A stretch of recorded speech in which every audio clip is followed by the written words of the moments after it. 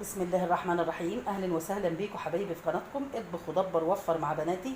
كل سنه وانتم طيبين يا جماعه. ان شاء الله خلاص هانت، يعني كلها كام يوم بسيطين قوي وهنستقبل العيد ان شاء الله. ربنا يا رب يجعله عيد سعيد علينا جميعا كده ان شاء الله واللهم زودنا يا رب ولا تنقصنا باذن الله يا رب ان شاء الله، وارفع البلاء يا رب والوباء كده عن البلد يا رب ويفكها من عنده ان شاء الله يا رب. طبعا انا بقول لكم النهارده السوق بتاعنا يا جماعه بيبقى يوم واحد في الاسبوع اللي هو يوم الاربع. فالمهم انا من النوع اللي دايما الاسبوع الاخير قبل العيد او قبل رمضان ما بحبش اروح السوق بصراحه، لان انا عارفه ان الاسعار بتكون غاليه فيه وبيكون الحاجه فيه مش كويسه كمان، وبيبقى الواحد مضطر ان هو يجيب. بس بصراحه النهارده انا رحت مش عشان اجيب حاجه في البيت، الحمد لله رب العالمين، لان برضو انا زي ما انتم شايفين وعارفين وزي ما بقول لكم على الميزانيه بتاعتي، انا بلتزم بالميزانيه اللي انا بعملها للبيت عندي علشان اعدي الشهر كله على خير. ولما بعوز حاجه بكمل من العربيات طبعا اللي بتفوت عند جنب البيت، بتكون حاجات كويسه او حاجات رخيصه او حاجه من دي بنزل اجيب منها خلاص ما فيش مشكله. بس النهارده انا كنت مضطره ان انا لازم اروح السوق يا جماعه عشان اجيب المواسم للبنات. فطبعا حتى لما رحت ما لقيتش والله اي حاجه خالص، لقيت الاسعار غاليه ومش لاقيه حاجه خالص. وحتى الناس يا جماعه مش لاقيه كمان، الناس اللي هتشتري يعني الجمهور نفسه مش لاقياه، الناس نفسها. حتى والله بسأل يا جماعة واحدة ست بتبيع الخضرة، لقيتها قاعدة زعلانة خالص كده وقاعدة عارفين الحاجة بتاعتها حتى اللي هي يعني عمالة تظبط فيها كده في ورق أصفر وكلام من ده وبتظبطه. فالمهم قلت لها فين السوق النهاردة، انتوا فين السوق كده على طول؟ ماله النهارده كده؟ قالت لي من اللي احنا فيه، الغلاء واللي احنا فيه النهارده وربنا يرفع عننا البلاء. قلت لها يا رب يا رب فعلا والله. فحتى يا عين الناس نفسها بقول لكم التجار زعلانين والناس المشتريين، يعني ربنا يفكها من عنده يا رب. فالمهم الحاجات اللي انا بقى يا جماعه حبيت ان انا اجيبها بس ان هي هتنفع ولادي. ولقيت طبعا النهارده السعر بقول لكم غالي بصراحه، بس انا بقول جبت اللي ما لقيتش حاجه خالص رخيصه الا البتنجان يا جماعه. هو ده اللي انا لقيته وجبته. حتى يعني كانت بنتي معايا بتقول يا ماما انت هتجيبي البتنجان، قلت لها احنا حتى ما اجيبش لنا. طب بصي هنحلل اجره التوك توك يا بنتي، احنا جايين راكبين توك توك وهنروح في توك توك. طيب يعني هنروح كده من غير ما نشيل اي حاجه، هنحلل اجره التوك توك عشان بس نشيل اي حاجه في ايدنا. المهم دلوقتي انا جبت البطاطس يا جماعه. البطاطس ما شاء الله جبت كميه طبعا اهيت علشان الموسم. فالبطاطس دي الكيلو وربع ب 10 جنيه. هي ما شاء الله جميله، خلي بالكم شايفين هي قوالب كده، بس والله برضو خلي بالكم شوفوا فيها حاجات زي اللي هتزرع. حتى الراجل قال لي لا كده ايه، يعني لازم اخلص حاجه ولادي على طول وراح اديها لهم وقبل ما تزرع عندي في البيت هنا. فهي دي اللي موجوده دلوقتي في السوق. البطاطس كبيره ما شاء الله هي، بس كنت طبعا بدور على ان ما الاقيش فيها حاجه خضراء. فالمهم البطاطس ديت زي ما بقول لكم. المهم بقول لكم يا جماعه البطاطس ب 8 جنيه، الكيلو وربع ب 10. انا جبت 10 كيلو ب 80 جنيه علشان طبعا بقول لكم الموسم بتاع البنات. جبت كمان الطماطم حتى الطماطم غاليه النهارده على فكره كمان. الطماطم النهارده اللي مش حلوه والله، اللي مش حلوه خالص بالثلاثه ب 10. المهم برضو انا حاولت كده ان انا انقي. جبت الطماطم ده خلاص اللي جبت ب 10 جنيه واخدنا منها الوقت للاكل. فبس نقيتها عارفين يعني اللي واقفه كده عماله انقي من وسط العربيه كلها، نقيت دول بس 3 كيلو ب 10. قبل كده طبعا الاربعه والخمسه كانوا ب 10 حلوين. الفلفل كمان ما شاء الله هو الفلفل والشطه انا كان يعني عارفين كنت بجيب يعني اعلى حاجه يمكن كان الكيلو ب 5 جنيه. النهارده الكيلو ونص ب 10 وبالقوه كمان. فجبت خلاص قلت خلاص عشان لو العيال عملوا بيتزا ولا حاجه. جبت الفلفل، جبت منها فلفل وشطه اهو. اللي بقول لكم ارخص حاجه بصراحه هي البتنجان. النهارده الاربعه ب 10 جبت 2 كيلو. حتى بنتي بتقول لي احنا عندنا يا ماما. وبرضه قلت لها بصي يعني انا بحلل التوك توك اللي هيشيلنا ونمشي. اعمل ايه يعني؟ هنجيبهم يا بنتي وخلاص مش هتقول لا. يعني البتنجان غير مثلا الطماطم والحاجات دي هتصبر شويه. فجبت ال 2 كيلو دول، ال 2 كيلو بخمسه 2 كيلو بخمسه. والليمون بقى، الليمون يا جماعه الكيلو ب 10 والكيلو ونص ب 10.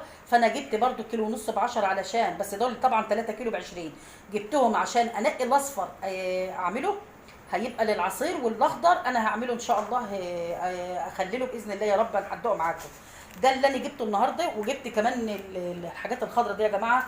جبت ده كرات عشان ازرعه، جايباه من الست بقول لكم اللي هي يا حبيبه قلبي قاعده تشيل في الخضره بتاعتها وكلام من ده، وصعبت عليا بصراحه، والرابطه من دي بجنيه.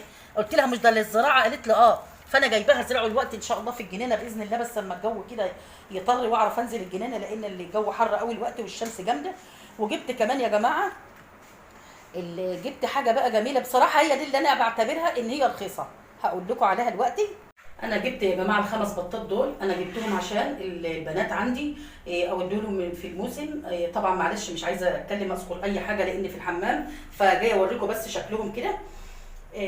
انا اول ما جبتهم على طول شايفين انا حطيت الميه على طول، فتحت لهم الميه كده اهو اهو عشان يشوفوا الميه ويشربوا، لان انا عارفه ان هم عطشانين. طبعا هم دلوقتي مبلولين خالص بسبب الميه اللي فتحت شويه كده علشان امسح طبعا تحتهم بعد الزباله اللي هم عملوها دي اهو. ببقى امسح هنا تحتهم وهم نفسهم يتبلوا كمان اهو، وانا كمان عايزاهم يفوقوا شويه ان هم يتبلوا ويفوقوا كده. بس بقول لكم البط ده سوداني، اللي هو اللي بيبقى ما شاء الله بيبقى كبير، ده البط بقول لكم السوداني الكبير. جبته ده بقى البط يا جماعه ب 40 جنيه. الراجل كان بيقول ب 50 لا ب 60 لا مش عارفه، المهم وقفت وقلت له بص انا معايا 200 جنيه، نقيت الخمس بطات دول من عنده وقلت له هاخدهم. طبعا قال لي قعد يحلف لي بقى ان هو لولا ما احنا في الاخر الوقت وان عايزه اروح وعايزه اخلص. المهم انا جبتهم البطه معديه على فكره ال 2 كيلو، يعني وزنها تقيل طبعا بريشها بحاجتها دلوقتي، بس انا حسبتها من حاجه. طبعا هخرج بقى عن الحمام عشان اكلمكم بعيد. انا حسبتها من ناحيه ايه بقى يا جماعه؟ قلت خلاص والله ده يعني احسن من الفرخه البيضه. ده كيلو الفراخ معدي ال 32 جنيه، الفراخ البيضه معدي 32 جنيه. انا لما اجيب بطه زي ديت وما شاء الله يعني لو حتى فيها، يعني هقول لكم لو عندنا نفسي ربنا يخلي يا رب وانا عندي عيال، انا ممكن بطه من دي تكفيني، لان هعملها احشيها مرته، احشيها فريكه، هحشيها اي حاجه من دي هتعمل معايا شغل وهتبقى كبيره، واولادي هيحبوا البط عن الفراخ كمان. وانا طبعا البنات عندي من النوع اللي انا عارفه اولادي هياكلوا ايه، فهم بيحبوا البط عن الفراخ. فانا لما لقيت كده بصراحه قلت لا ده فرصه النهارده بقى خلاص، يبقى انا هجيب البط ده، يبقى انا كده جبت لهم حاجه من ده. يعني طبعا مش كل الموسم بتاعهم يا جماعه اللي انا جبته دلوقتي، انا بس كل لما اجيب احنا ان شاء الله باذن الله يا ربي على النهارده الاربعاء، على يوم الجمعه باذن الله هكون مخلصه كل الموسم بتاعهم كله، وهنصوره معاكم ان شاء الله، وهروح اوديه لهم ان شاء الله قبل العيد باذن الله يا رب.